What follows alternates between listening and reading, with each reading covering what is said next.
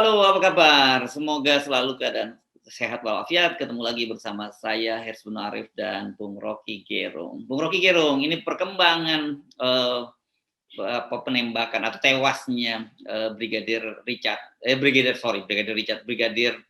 Joshua ini makin menarik ya. Saya kira positioning Rocky Gerung jelas ya dalam soal ini ya, Bung Rocky. Saya juga baca Anda banyak dikutip oleh media menyatakan itu hak istri dari Pak Ferdy Sambo juga harus dihormati. Nah, jadi orang jadi bertanya-tanya bagaimana kalau gitu dengan hak dari Joshua, karena sampai sekarang juga dia kan terkesan dia difitnah dan dia sudah meninggal dan tidak bisa membela diri gitu. Ya, itu penting. Kemarin saya diwawancara memang, dan saya pisahkan dua hal. Di dalam wawancara itu saya sebut bahwa yang pertama, fakta pertama terbunuh, dan itu hak keluarga tuh. Karena itu saya dorong keluarga supaya tuntut terus aja tuh. Di situ saya terangkan bahwa saya bisa membayangkan bagaimana kemarahan keluarga, kesedihan yang bercampur dengan ketidakpercayaan. Karena keluarga meminta supaya jenazahnya masih bisa dilihat itu. Dan itu adalah hal yang betul-betul ya kita berduka cita betul. Karena seolah-olah tiba-tiba sebuah keluarga kehilangan harapan. Putra mereka yang mereka banggakan itu tewas. Dan bagi kita atau bagi saya itu apapun yang terjadi pada tubuh keluarga Joshua itu memang mesti yang biasa disebut sebagai habeas corpus. Jadi tubuhnya harus diperlihatkan di depan hukum, itu prinsipnya itu. Jadi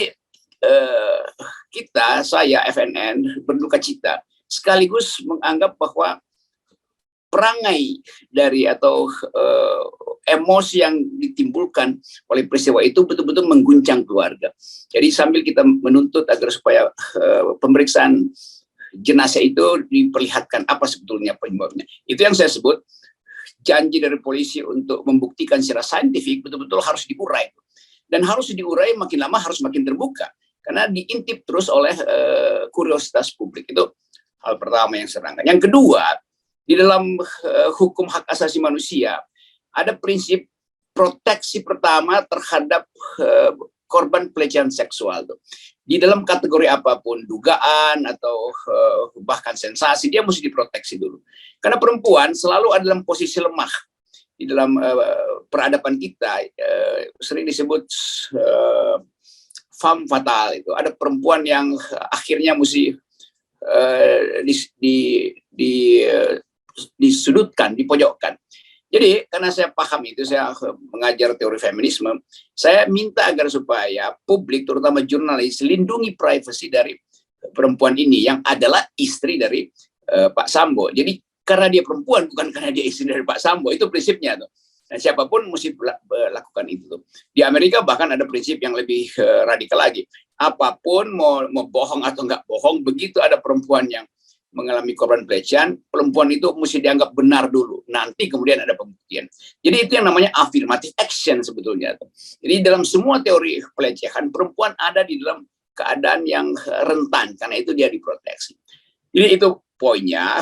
Lalu kita mulai melihat bagaimana masalah ini berkembang mengikuti kecurigaan publik.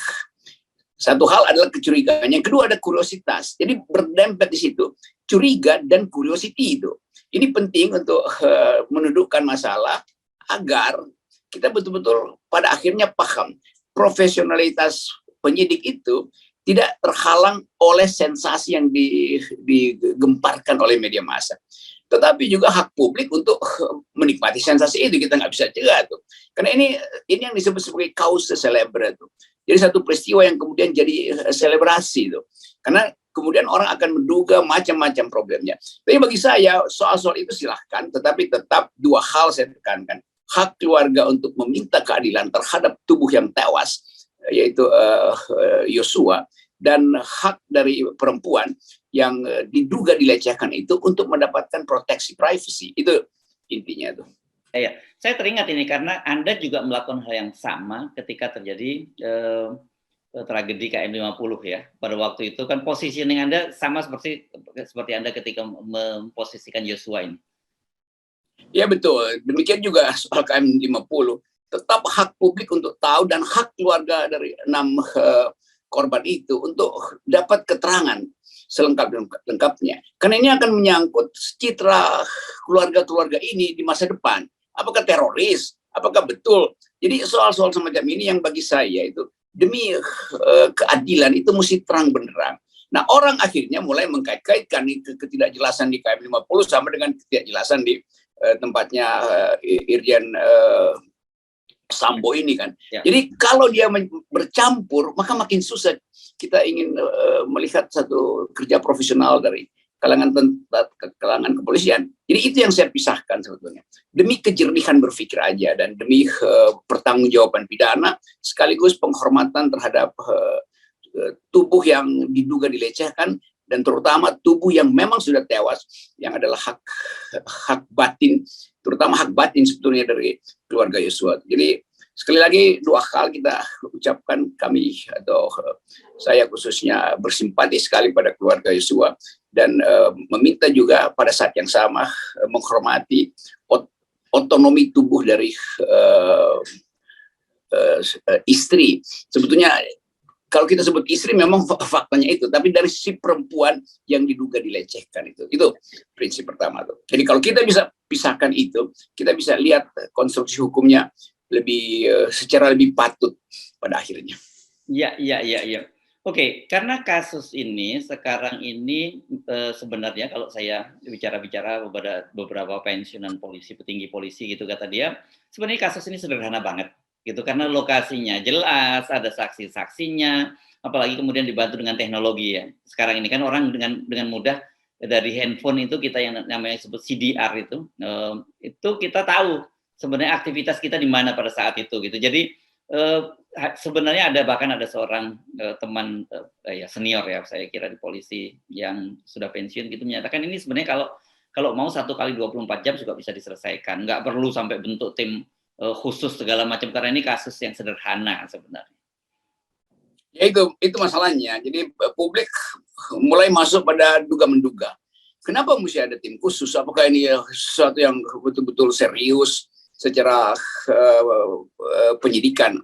Apakah teknik scientific method itu harus memerlukan tim khusus itu? Jadi berlapis-lapis kecurigaan publik itu, dan lama-lama makin dikaitkan lagi, lalu ada berita macam-macam tuh kita baca ini terkait dengan seseorang atau punya hubungan yang lebih rumit dari sekedar tembak menembak di situ tuh.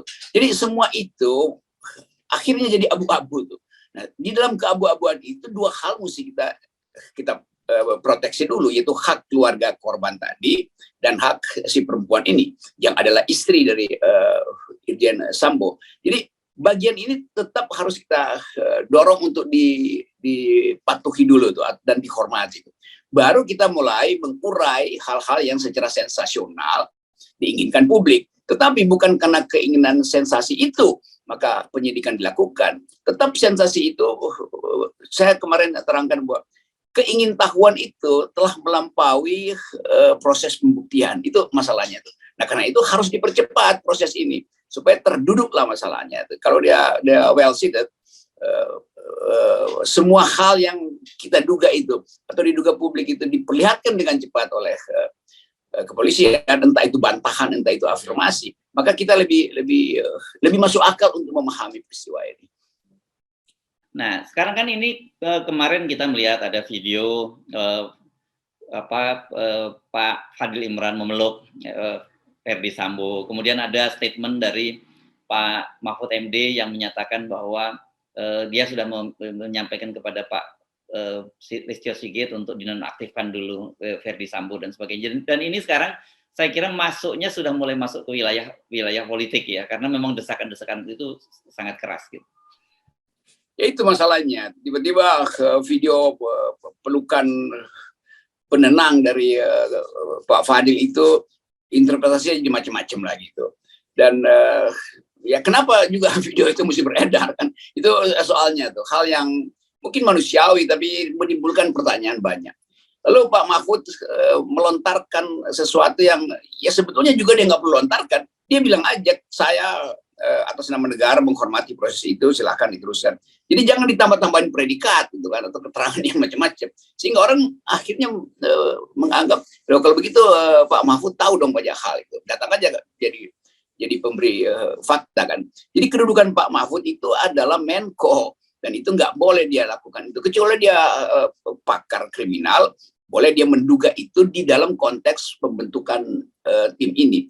Jadi beliau bisa aja masuk di dalam tim itu sebagai pemberi keterangan kan. Jadi bukan datang di depan publik lalu mulai memperlihatkan semacam sinyal ini itu ada tikus yang mesti di Pak Mahfud pakai perumpamaan itu. Ya jangan dibakar lumbungnya tikusnya. Tapi gini, kapasitas Pak Mahfud saya kira bukan hanya Menko Polhukam, tapi kan jabatan ex officio-nya itu sebagai ketua Kompolnas gitu. Saya kira. Ya itu. Iya. Jadi dia ex officio Kompolnas karena dia Menko Polhukam, itu intinya. Bukan karena keahlian dia maka dia Kompolnas, enggak, karena dia ex officio, dan itu ex officio nggak punya urusan dengan soal teknis pembuktian.